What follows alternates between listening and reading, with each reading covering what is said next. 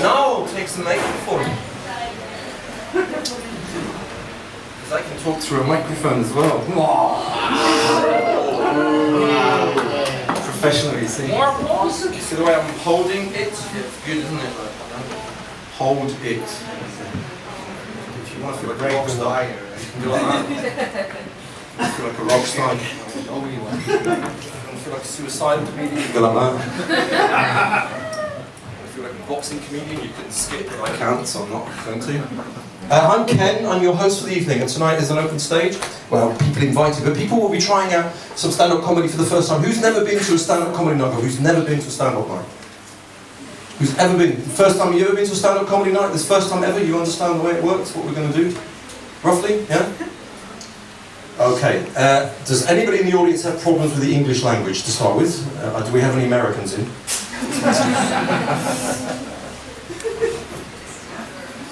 They're great, aren't they? Hey buddy! Hey buddy! Can you show me the way to the red light district? Hey buddy! Do you speak English? I said, why do you? They're great, aren't they? I love the way the Americans, they say faucet. And we say tap.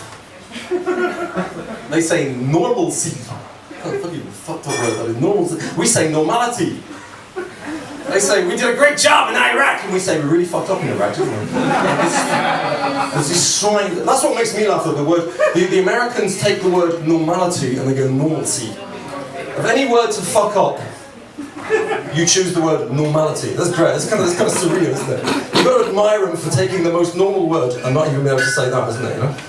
I was explaining to a few American friends, it's the ironic curtain. They said, I don't know a lot about chemistry.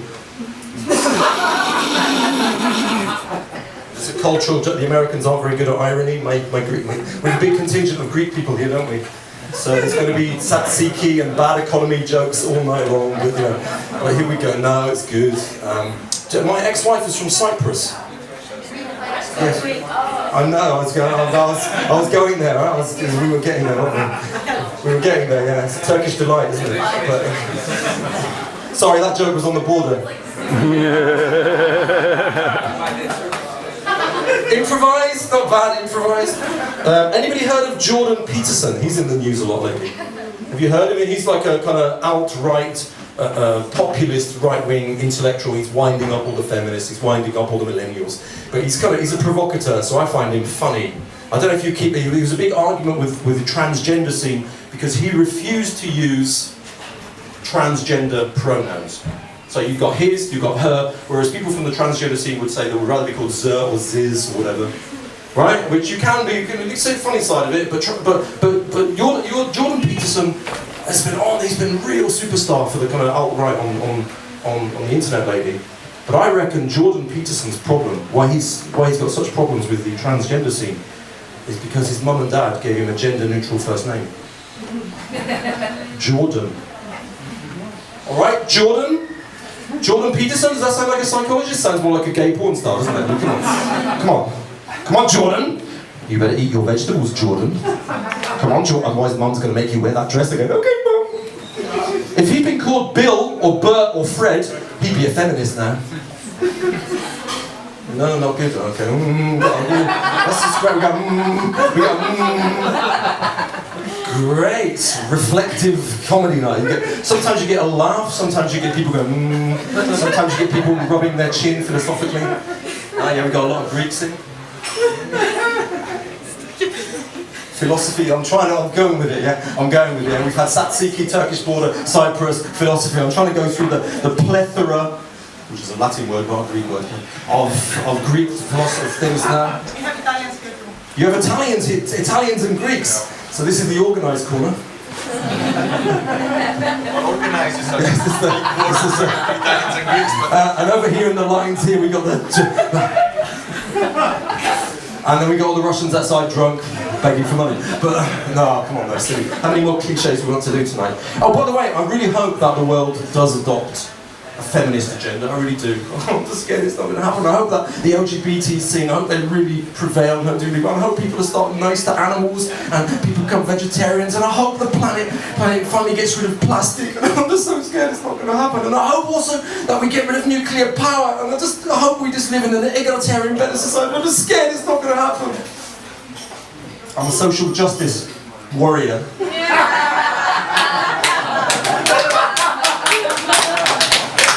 Yes! I was in the west of Amsterdam the other day, and there's a public health facility there, right? Good, huh? It took a while, didn't it? I played that one good, didn't I? Yeah, nice one. There's a public health facility in the west of Amsterdam. It's called MC Slow to Fart. It's great, isn't it? In West Amsterdam, even the hospitals sound like rappers. Yeah, man, yeah, MC Slow to Fart coming at you. What's your problem? Cardiac arrest! Yeah, chill, man. Lay down some tunes. Yeah. MC Slow to Fart, funny as fuck. I went past it the other day. I mean, there's some rapper would love to have that. They'd love to have their names emblazoned over a hospital, wouldn't they? They just love that, you know. What else was I going to do today? Forgot my little notey pad thing. Doesn't matter. Tonight we've got 7 comedians, and later we're going to have a headliner, Greg Shapiro from the Boom Chicago circuit, one of the all-time legends of the English-speaking comedy scene. But just before we get the first comic on, bit of workshop stuff. So, imagine it's Christmas time, and we're all going to be Father Christmas. And can we do a ho ho ho laugh? Come on. Ho ho ho, come on, let go. Ho ho ho ho. Do that kind of laugh. Yeah, cool. And now, yeah, brilliant. Great. And now I'd like you all to try one of those kind of like, right, a satirical laugh where you get the joke because you're clever than everyone else, but nobody else does. Come on.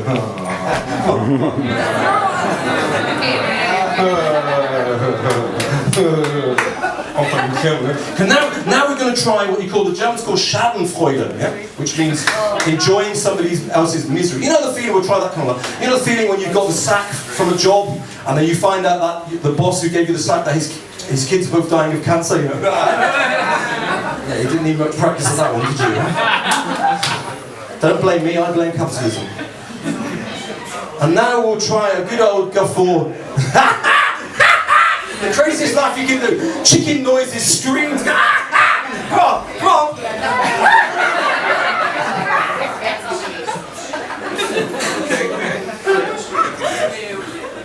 Alright, Greece are playing Turkey at football and you've won 10-0.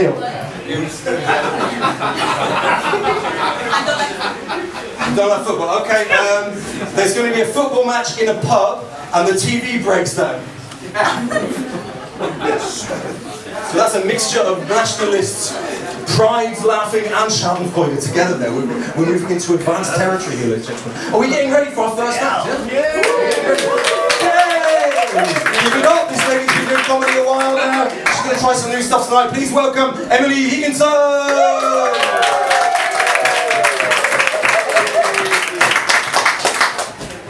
Thank you! Good evening, ladies and gentlemen. This is very exciting for me to be up here. You can tell because I'm dripping wet with excitement. This is the last show that I'm doing before I go to America for a couple of weeks. It's very weird being back in America. I am American, but every time I go back, the mood is so different. It's very sad there. Last time I was in town, I had a friend come up to me, and she said, "Emily, what is it like to not be afraid of the country you live in?" And that's crazy, but it's true. Americans have a lot of things to be afraid of right now. You know, they have the fear of North Korea. You know, they have the fear of their neighbor might be deported. And then, of course, there's anything Donald Trump does. And the thing that really freaks me out is the wish that we all have, or at least that I have, this wish that Donald Trump gets impeached.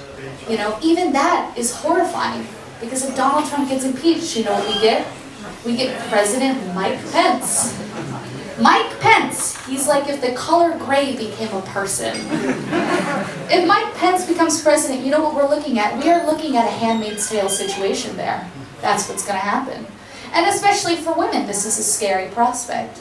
I think it's kind of a scary time to be a woman. I don't know if you saw in the news, but recently a lot of women have been sexually assaulted. And by recently, I mean since the dawn of civilization. The Me Too movement was happening. Yeah, and that was really hard for me because a lot of my childhood heroes were taken out from this. Kevin Spacey and James Franco and Aziz Ansari. Yeah, you should be sorry, Aziz. And it seemed like every single hour there was a new one of these. And every single second I would pull out my phone and it would be like a new alert. Bing, rape, bing, groping, bing, with kids. Come on, guys. And it was crazy, and it got to the point that when I would open up my phone, I would be relieved to see that it was just a Donald Trump tweet. And it would be great. Like I would feel the buzz in my pocket, and I would mentally prepare myself to lose another cherished idol. But I would see, oh, it's fine. Donald Trump sent a drone to Hillary Clinton's house, but it's fine. Democracy is dead, but at least Tom Hanks is okay. And it's a weird time to be a woman, you know, and I feel like there's a lot of women in here. Most women have been sexually harassed at one point or another. You know, I've been catcalled. I get a lot of redhead-based catcalls. I get the classic one I get is, "Hey baby, does the carpet match the drapes?" I don't know why guys think that women enjoy being compared to real estate properties. But just once, I wish that a guy would roll with the bit. You know, "Hey baby, does the carpet match the drapes? How many bedrooms do you have? Yeah. Is there a bathtub included? Are utilities included in the price? Give me some details." I got that line once. Hey, does the carpet match the drapes? And I turned around and it was a big, bald guy. And I just said, "Yeah, does the linoleum match the linoleum?"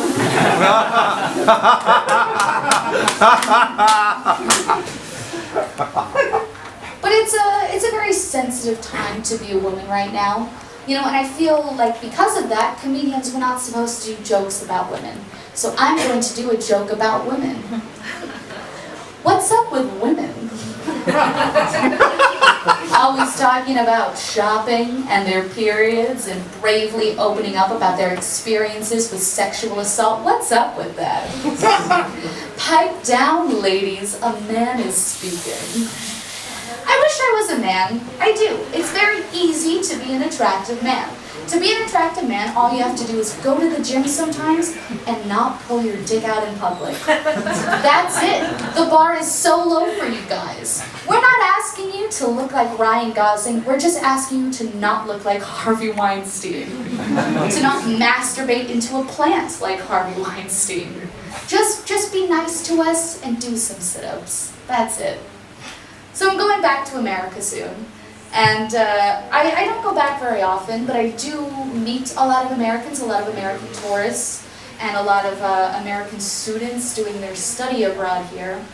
I don't know what it is. I don't really like that type of American. I don't really like the millennial American, which I'm fully aware makes me a hypocrite. But I think part of it is the fact that I don't really get the slang, the millennial slang, the hashtags. Yeah, the YOLOs and the shout-outs. I overheard two American girls talking the other day, and one turned to the other and said, "Oh my God, the weather is so nice today. Shout out to Tuesday." First of all, Tuesday can't hear you. And even if it could, you're talking at a normal volume and then just calling that a shout? And also, where does this idea come from that the days of the week control the weather like some sort of ancient deity? If you really want to thank someone for the nice weather, you should probably thank global warming. Oh my God, the weather is so nice today. Shout out to the oil industry. But I'm going back to America. I'm going back to a place called Portland, Oregon. Hey? You been to Portland? No, I've got friends. Oh, yeah. They would hate this joke. Just wait for it. Portland's a great town. They have a lot of craft beer, legalized weed, everybody bikes and complains about the weather. It's Amsterdam, except that everybody is white. That's what it is. And I went to school there, and Portland, Oregon is home to a very special breed of person. It's the type of person who has a shoes are optional mentality. You know, it's full of a lot of 20-something hippies who spend all their money on French press coffee and listen exclusively to like electronic grunge. And I met a lot of guys like that when I was living there, but one stuck out in particular. I was at a bar and I met this guy, and he was drinking Pabst Blue Ribbon beer, which for those of you who don't know is like Bud Light but for Democrats. And I don't know if it was his tie-dye shirt or the fact that he spent an hour talking about how Elon Musk is the Gandhi of our time. But I thought to myself, you know what, Emily? You're young. You can afford to make a mistake. So I went home with him. And when I got there, he opened up the door to his bedroom and 3 things caught my eye. He had a Bob Marley poster on the wall, a unicycle in the corner of his room, and he did not have a bed, he had a hammock. Now, I really wish that this story had some fun ending, you know, like maybe he used the unicycle in some kind of foreplay, or I got tangled in the hammock and had to call the fire department. But I just stood there, and I looked at this room, and then I took a hard look at myself and what I was doing with my life. And then I turned to this guy, this hairy, sexy, barefooted vegan, and I looked him in the eye and I just said, nope, nope, no, no, no, no, walked out the door. 3 months later, I had moved to Amsterdam, because if I'm going to live somewhere where everyone drinks craft beer, smokes weed, and complains about the weather constantly, there are going to be some goddamn beds. Anyway, thank you so much, guys. Have a great night.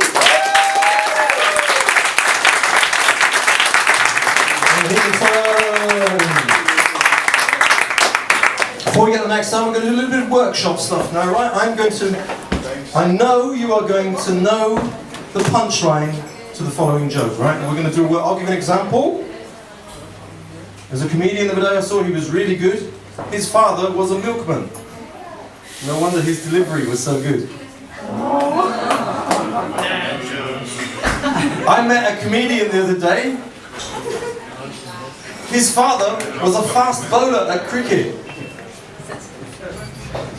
No wonder his delivery was so good. See, you're not keeping up.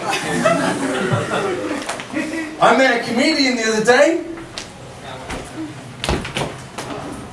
Her mother was a midwife. No, because it's not delivery. Oh, it's a famous babies don't get delivered. You give. Well, I got a lecture once using that word. So I trapped you into that, huh? Trapped you into that one. That felt free, didn't you? God, what was I thinking about then? Oh yeah. So Jordan Peterson. He's got my daddy complex, right? Now, the other day I saw there was the first ever transgender jockey in the UK, fine by me. Transgender jockey. They were going to call the horse Jordan Peterson, but the thing gets whipped or enough as it is already. No, okay, good. So imagine you get a transgender jockey. I reckon there should be a political discussion evening in Amsterdam about that. Because all the transgender scene would go, yeah, transgender rights, and all the animal rights activists going, no cruelty to animals. You could get them all together, couldn't you? You get them all, the real militant transgender scene together, and all the kind of really militant animal rights together. You get them all together, they probably wipe each other. I'm doing it. I'm organising that. My God, in one night, my God, Amsterdam becomes a much nicer place, doesn't it? Hardcore, rad, ooh, no, but forget it, Ken, didn't work. Didn't work, erase that. Girlfriend who became a lesbian, no, not doing that one. Homophobic, neuro-AIDS, oh yeah, that's good. One more thing. I had history, I've got a history of mental illness, right? My family's, we've got a history of, going crazy. Crazy, bonkers, loony, nuts, off your head. One sandwich short of a picnic, right? These are now not allowed. This is now inappropriate talk. The accepted appropriate speech now for when you're mad, bonkers, crazy, batshit loony, one sandwich short of a picnic. The accepted phrase now is neuroatypical. Oh, fucking great. Neuroatypical, right? But frankly, I've had a history. I'd rather be called batshit crazy, loony, mad, bonkers, because that makes me feel like a human being. Neuroatypical, that makes me feel like a Dalek.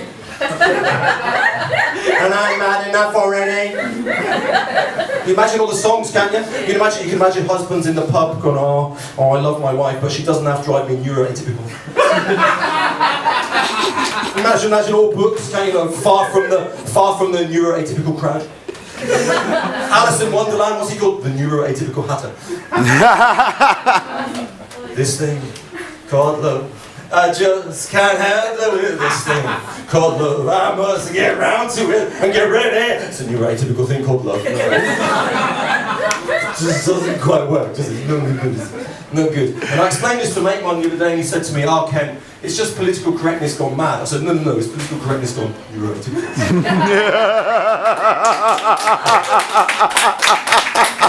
Right, we've got our next comic card. Please welcome Oscar Villaplana.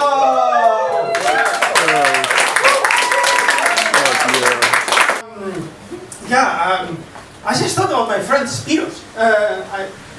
He's a great friend of mine. We're doing improv together in Groningen. And I've done this for a few times, not a lot, but a few times, and he's never showed up.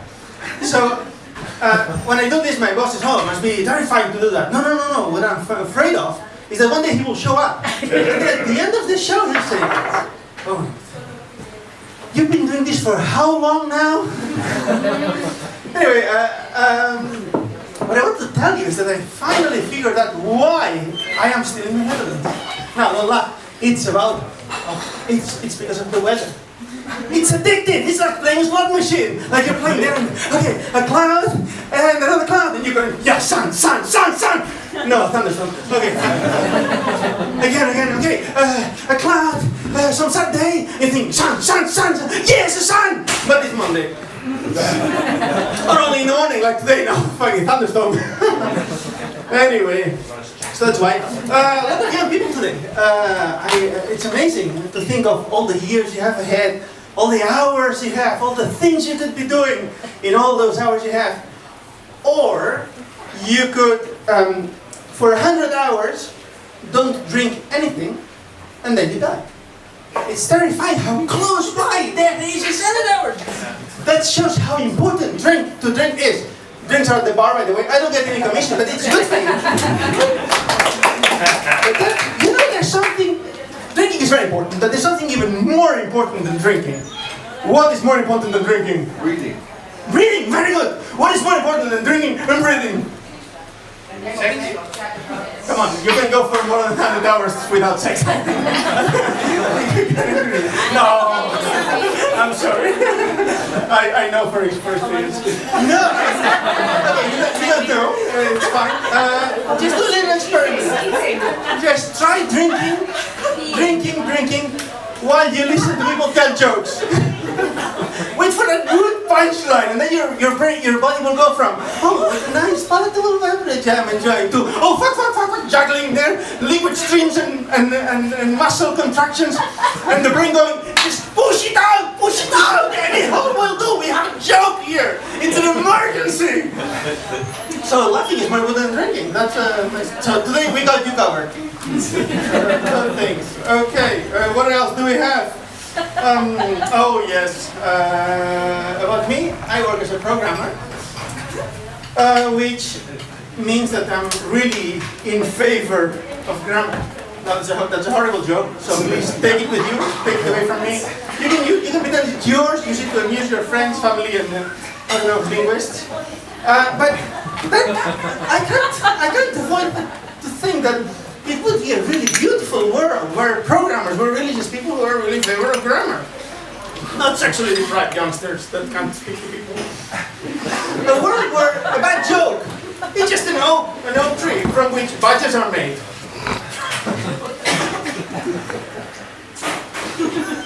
Oh my god. A world where engineers just provide the ears that engines need. A world where you don't have to worry about the environment. The environment is fine. You have to worry about the environment or the overwhelming presence of poetry from Lord Byron all over the world. It's strange, but true. For truth is always strange. A world where the general idea of an unwanted child from an undesired pregnancy is just a common misconception. Beautiful world. In this world, I know what I would do. I would open an all-American steakhouse. And I would call it the United States. And in this steakhouse, would I be like the cook? Would I be like the manager? Would I be like a board member? I'd be a major stakeholder. Anyway, the problem is I'm really happy. You can't make jokes if you're not tormented. It's really hard. I'm really happy because this December we'll celebrate 8 years together with my girlfriend, and we're really happy together, always laughing. So I want to share with you the secret, what I think is the secret to a long and happy relationship, which is to always assume that the other person loves you, and that whatever they're doing, I'm sorry? No sex. No sex. No sex. Just love. Come on, here. You have a platonic relation. Yeah. Yes. They love you, whatever they do. Maybe they have a shitty day, but they're always thinking about you. They are always acting in good faith. Now, when I say this, there's always a typical person in the audience. Not here, because here it's nice people, but in other places that says, yeah, what about your girlfriend? What about if they get home and you open the door and it smells like hormones? And then you walk down the corridor, you can actually hear the hormones. And then you open the door, and you see your girlfriend bagging another guy. She's cheating on you. What do you do then, huh? Where's all that love? Well, first of all, what did we say before? She's acting in good faith, she loves you, she's thinking about you. So there's not cheating. So what do you do in that situation? Do you scream, oh, how dare you, how I will kill you? No. You say, thank you. Not thank you, but thank you. Thank you. How did you know? How did you know? This is what I wanted? How did you know I wanted a surprise threesome? Hey. Go right into the poor guy. Thank you very much. You've been wonderful.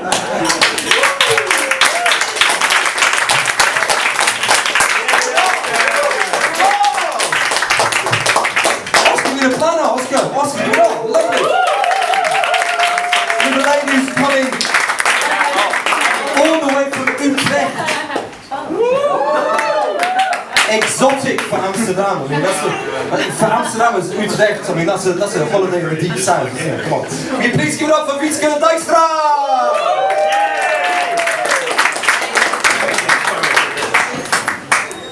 So, hello. Hi.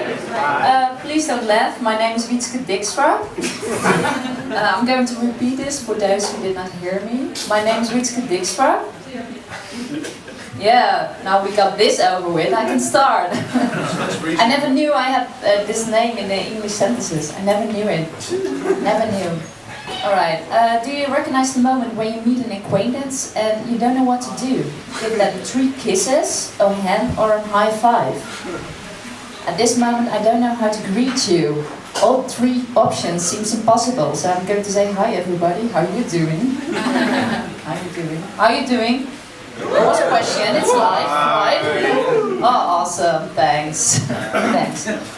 First thing, this year I became a teacher, and first thing I've learned as a teacher is I never want to have 32 kids. Never. 12 is the max. 12 is the max. Second thing you have to know about me, I never listen. I did not listen when I came here and I rented a bike. The man came up to me and he asked me, are you sure? I said, yeah, I'm sure. Then he pointed outside, to the rain. Are you sure?